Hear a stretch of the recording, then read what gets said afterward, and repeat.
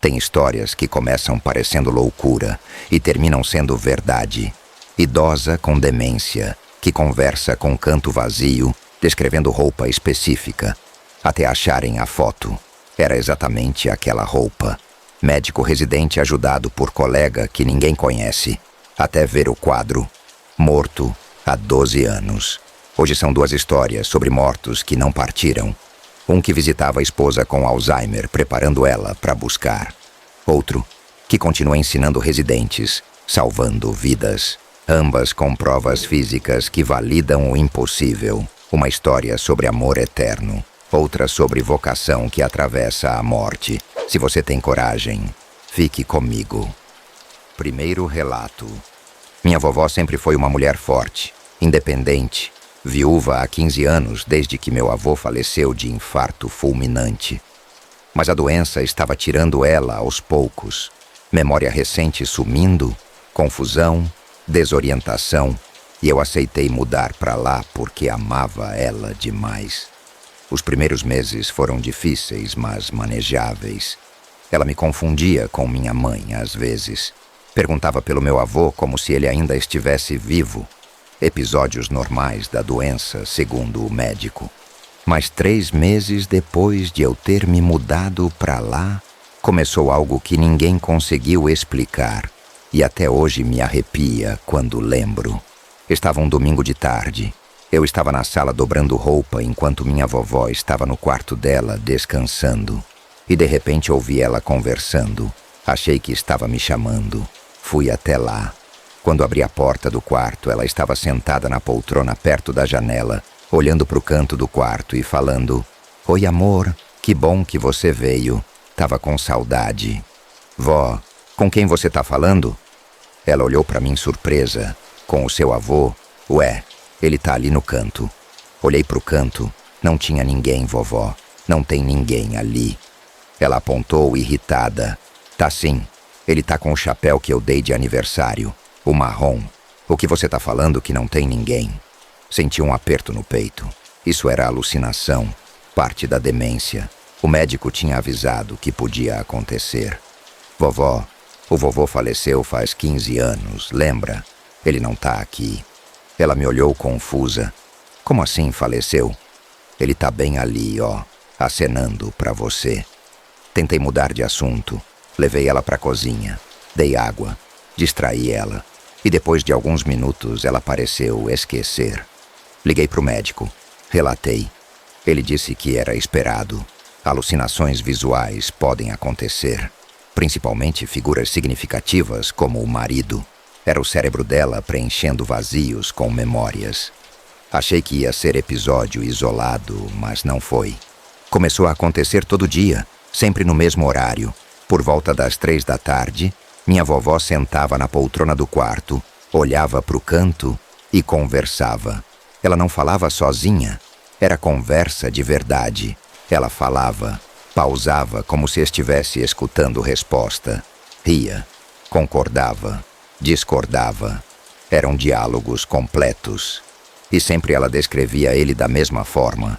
Tá com o chapéu marrom, tá de camisa xadrez, tá sorrindo. No começo eu tentava interferir. "Vovó, não tem ninguém ali." Mas ela ficava brava, irritada, ficava insistindo que ele estava lá. Então parei de confrontar, deixava ela conversar.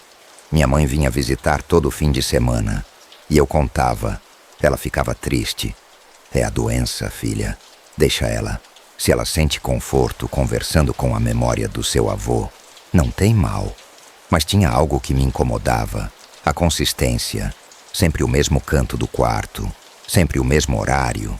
Sempre a mesma descrição de roupa. Um dia eu perguntei para ela: "Vovó, o que vocês conversam?" Ela sorriu. "Ah, ele me conta das coisas dele. De como tá. Diz que sente minha falta. Que tá esperando por mim. Mas que ainda não é a hora. Senti um calafrio. Esperando por mim? É. Ele diz que quando for a hora certa ele vem me buscar. Mas por enquanto só vem visitar." Aquilo me perturbou. Comecei a ficar mais atenta. Ficava observando da porta quando ela conversava. E juro que algumas vezes senti o quarto mais frio.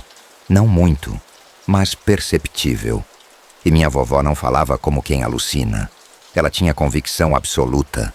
Ficava até brava quando eu questionava. Amanda, eu não tô louca. Ele tá aqui. Só você que não vê. 2 meses depois dessas conversas diárias, eu estava arrumando o armário do quarto de hóspedes procurando lençol, quando achei uma caixa velha de sapato no alto da prateleira. Curiosa, desci a caixa. Dentro tinha fotos antigas, muito antigas, preto e branco. Fotos do casamento da minha avó. Fotos dela jovem. Fotos do meu avô. Fiquei olhando as fotos com carinho, saudade dele. Eu era pequena quando ele morreu, mas lembrava do carinho dele. E então eu vi uma foto específica e meu coração parou. Era uma foto do meu avô em pé na frente da casa. Ele estava sorrindo para a câmera e ele estava usando um chapéu marrom e uma camisa xadrez, exatamente como minha avó descrevia todos os dias. Peguei a foto com as mãos tremendo. Virei. Atrás estava escrito a lápis: João, aniversário 1998. Chapéu que Rosa deu de presente. 1998, 6 anos antes dele falecer. Essa foto tinha mais de 25 anos. Desci correndo para a sala onde minha vovó estava assistindo TV. Vovó, olha essa foto. Ela pegou a foto, olhou, sorriu. Ah, que saudade. Essa foto eu tirei no aniversário dele. Eu dei esse chapéu de presente. Vovó, é com essa roupa que você vê ele no quarto? Ela olhou para mim como se fosse óbvio. É, ele adora esse chapéu. Usa toda vez que vem. Senti minhas pernas fraquejarem. Eu nunca tinha visto essa foto antes. Minha vovó não tinha como inventar essa descrição detalhada. E a consistência dela em descrever sempre a mesma roupa, o mesmo chapéu, não podia ser coincidência. Liguei para minha mãe chorando. Mãe, eu acho que a vovó não tá alucinando. Eu acho que ela realmente tá vendo ele. Contei da foto. Minha mãe ficou em silêncio do outro lado da linha. Depois, suspirou. Amanda, eu não sei o que te dizer. Seu avô amava sua avó mais que tudo. Se existe vida após a morte, faz sentido que ele viria visitar ela. Naquela noite não consegui dormir. Fiquei pensando, será que minha avó tinha um tipo de conexão que demência não apagou? Será que a doença, na verdade, abriu uma porta que pessoas saudáveis mantêm fechada?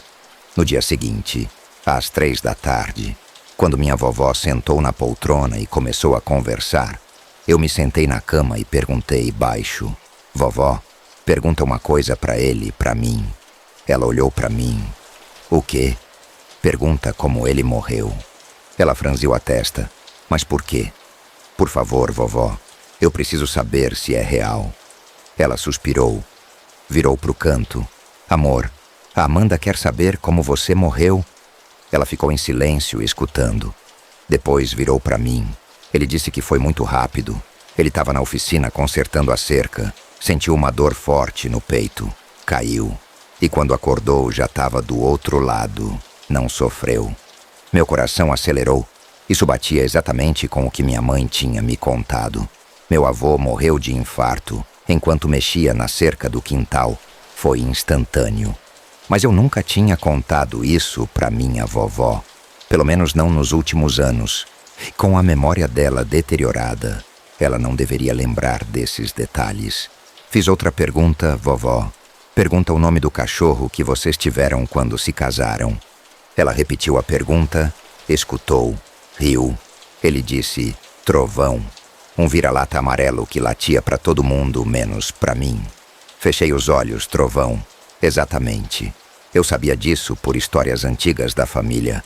Mas minha vovó há meses não lembrava nem o nome dos netos direito.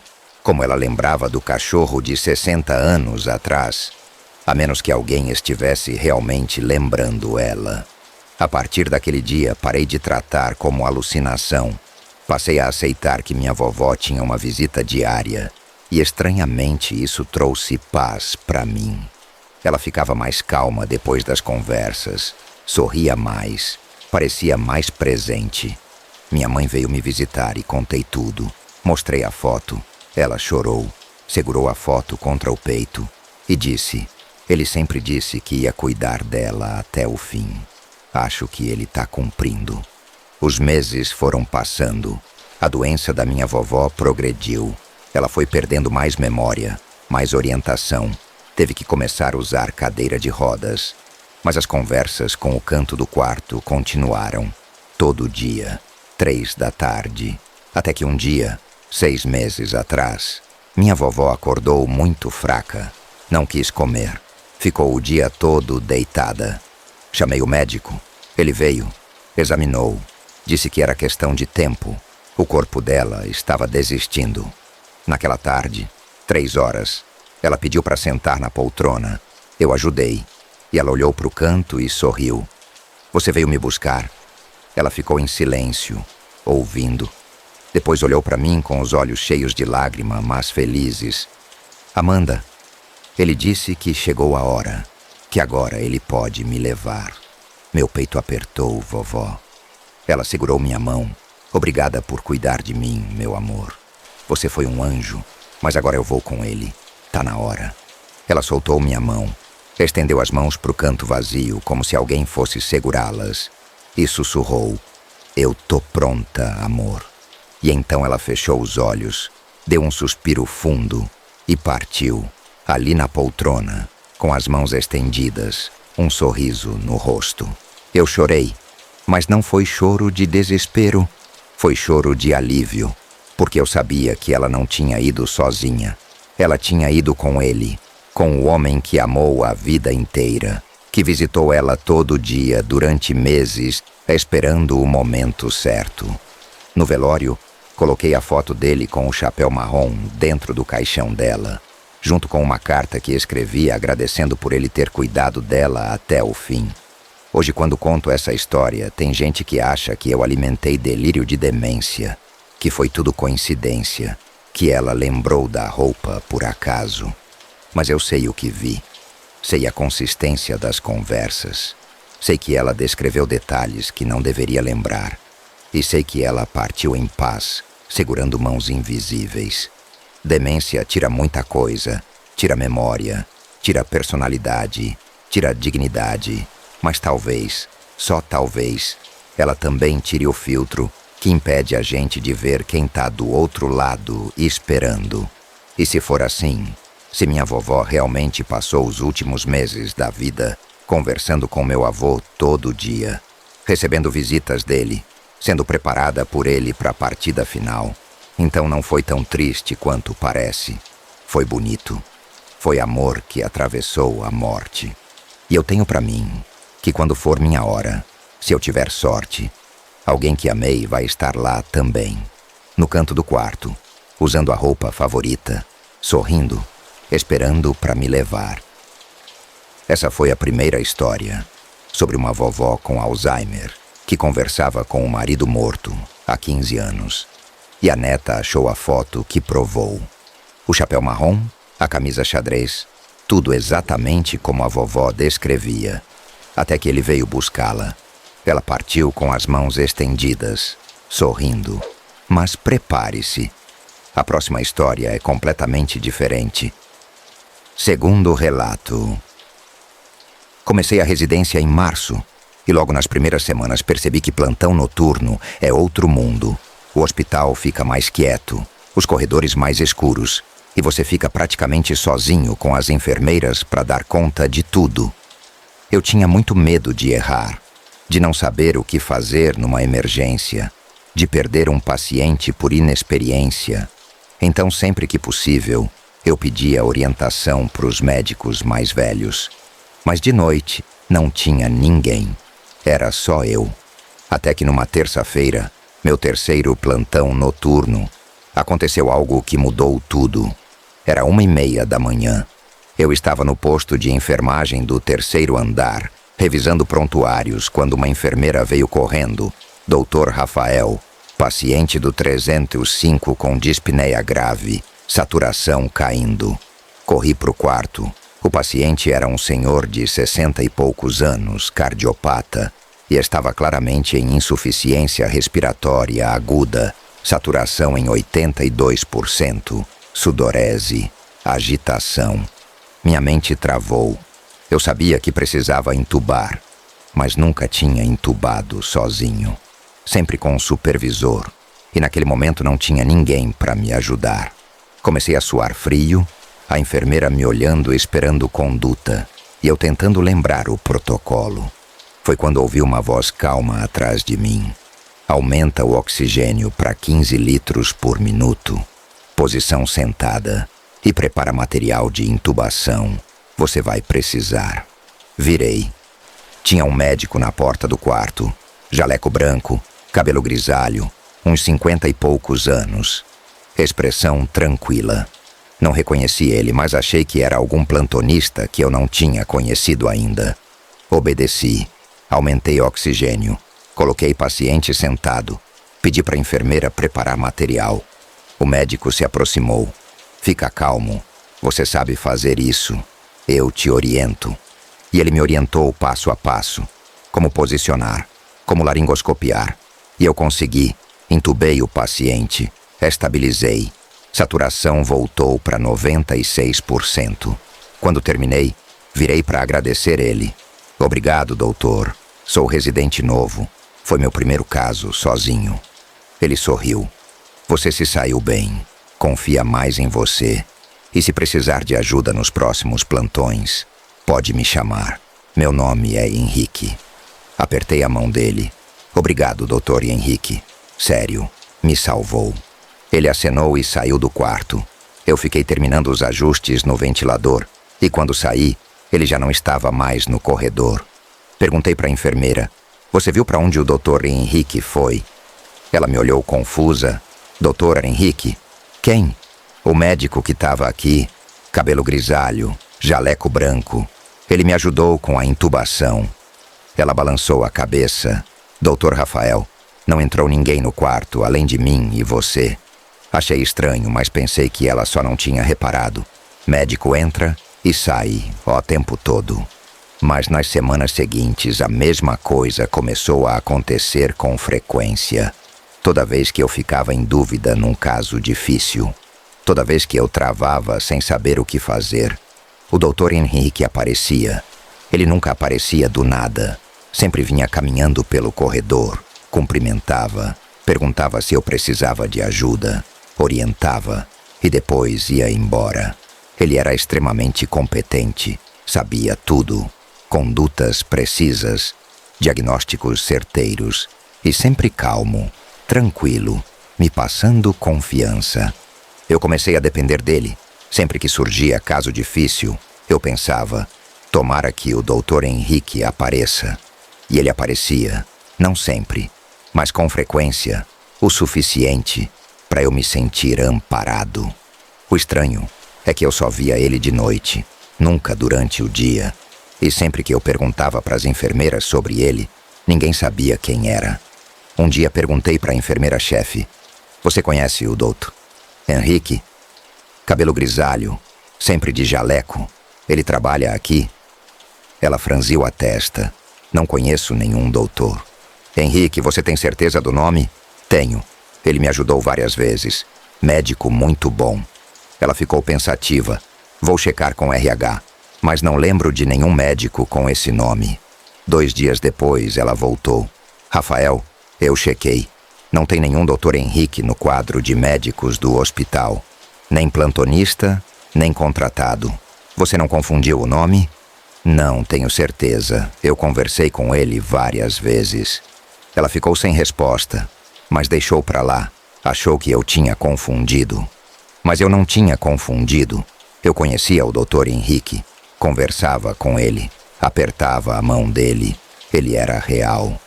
Até que numa sexta-feira, quase 2 meses depois da primeira vez que vi ele, aconteceu o que mudou tudo. Eu estava subindo a escada para o 3º andar. Peguei um caminho que nunca tinha pego antes. E no meio da escada tinha um corredor lateral que levava para uma área administrativa. Passei por esse corredor e vi que tinha vários quadros na parede. Quadros com fotos e homenagens. Curiosamente, parei para olhar. Eram homenagens a médicos e funcionários que tinham falecido, tipo memorial. E então eu vi, terceiro quadro da esquerda, foto de um médico de jaleco branco, cabelo grisalho, e embaixo estava escrito: em memória do Dr. Henrique Almeida, cardiologista que dedicou 30 anos de sua vida a este hospital, falecido em 15 de abril de 2012, durante plantão noturno. Sua dedicação e amor pela medicina nunca serão esquecidos. Meu sangue gelou. 2012. Isso foi 12 anos atrás. E a foto era dele. Era o Dr. Henrique que me ajudava. Mesma cara, mesmo cabelo, mesma expressão tranquila. Fiquei parado olhando para o quadro sem conseguir processar. Como isso era possível? Eu tinha conversado com ele, apertado a mão dele. Ele me orientou em intubações, prescrições, diagnósticos. Voltei correndo para o posto de enfermagem. Achei a enfermeira-chefe. Mostrei foto do doutor Henrique no meu celular que eu tinha tirado do quadro. Esse médico trabalhou aqui? Ela olhou, arregalou os olhos. Meu Deus, o Dr. Henrique. Ele trabalhou aqui décadas. Era um dos melhores. Mas ele morreu faz tempo. Você tirou essa foto de onde? Do quadro de homenagem no corredor. Ela ficou me olhando com expressão estranha. Por que você está me mostrando isso? Porque esse é o médico que tem me ajudado nos plantões noturnos. Esse Dr. Henrique. Ele aparece, me orienta, conversa comigo. Ela ficou pálida. Rafael, você está brincando, né? O Dr. Henrique morreu há 12 anos. Infarto fulminante durante um plantão noturno. Ele morreu no 3º andar, perto do posto de enfermagem. Senti minhas pernas fraquejarem. 3º andar. É onde eu sempre vejo ele. Ela me puxou para a sala de descanso. Sentou comigo. Rafael, você está sob muito estresse. Plantões seguidos. Pouco sono. É normal ter alucinações. Confusão. Não foi alucinação. Eu conversei com ele. Ele me ensinou a intubar o paciente do 305. Me orientou em casos complexos. Ele é real. Ela balançou a cabeça. O Dr. Henrique era conhecido por ser muito dedicado. Dizem que ele nunca deixava residente sozinho em plantão difícil. Sempre aparecia para ajudar. Ele amava ensinar. Fiquei em silêncio processando. Então ela disse baixo: tem enfermeiras antigas aqui que juram que já viram ele de noite, caminhando pelos corredores, sempre no 3º andar, sempre perto do posto de enfermagem onde ele morreu. Você acredita? Ela suspirou. Eu trabalho aqui há 20 anos. Já vi coisas que não consigo explicar. Corredores frios sem motivo, portas abrindo sozinhas, sensação de presença. Hospitais acumulam muita morte, muita energia. Então sim, eu acredito que tem algo aqui. Naquela noite fui para casa e pesquisei tudo sobre o Dr. Henrique Almeida. Achei obituários, homenagens, artigos sobre ele. Ele realmente era cardiologista brilhante. Dedicou 30 anos ao hospital. Morreu de infarto súbito durante plantão noturno em 15 de abril de 2012. E pelas descrições, ele era exatamente como eu conhecia. Calmo, dedicado, apaixonado por ensinar residentes. Voltei para o hospital na segunda-feira seguinte, ainda processando. Não sabia se devia ter medo ou gratidão. Afinal, morto ou não, ele tinha me ajudado, tinha me ensinado, tinha salvado pacientes. 2 dias depois, plantão noturno de novo, 1h30 da manhã. Paciente do 308 com taquicardia ventricular. Situação grave. Comecei a atender, mas estava inseguro. Era arritmia complexa. E de repente ele apareceu, Dr. Henrique, caminhando pelo corredor. Jaleco branco, expressão tranquila. Dessa vez eu não tive dúvida. Sabia quem ele era. Sabia que estava morto. Mas mesmo assim, senti alívio. Ele entrou no quarto, me orientou passo a passo na cardioversão e salvamos o paciente. Quando terminamos, eu olhei para ele e disse: Dr. Henrique, eu sei quem você é. Eu vi o quadro. Eu sei que o senhor faleceu há 12 anos. Ele me olhou com aquele sorriso calmo. Então você sabe que não precisa ter medo. Eu só continuo fazendo o que sempre fiz, ajudando, ensinando. Esse hospital foi minha vida e continua sendo meu propósito. Por que eu? Porque o senhor me ajuda? Porque você se importa. Você tem medo de errar porque quer salvar. E isso é raro. Muitos residentes só querem passar pela residência. Você quer realmente ser bom médico. Então, eu te ajudo. Fiquei emocionado. Obrigado, sério. O senhor salvou vários pacientes através de mim. Ele colocou a mão no meu ombro. Eu senti o peso. Era real. Você salvou Rafael. Eu só orientei. A mão era sua. A coragem era sua. Confia em você. E então ele saiu do quarto, caminhou pelo corredor e sumiu dobrando a esquina. Hoje, 6 meses depois desse dia, eu ainda vejo ele às vezes, não toda semana, mas quando surge caso muito difícil, quando eu realmente preciso, ele aparece. E eu aprendi a aceitar. Aprendi que hospital é lugar de limiar entre vida e morte, e que nem todo mundo que parte realmente vai embora. Alguns ficam, continuam cuidando, continuam ensinando.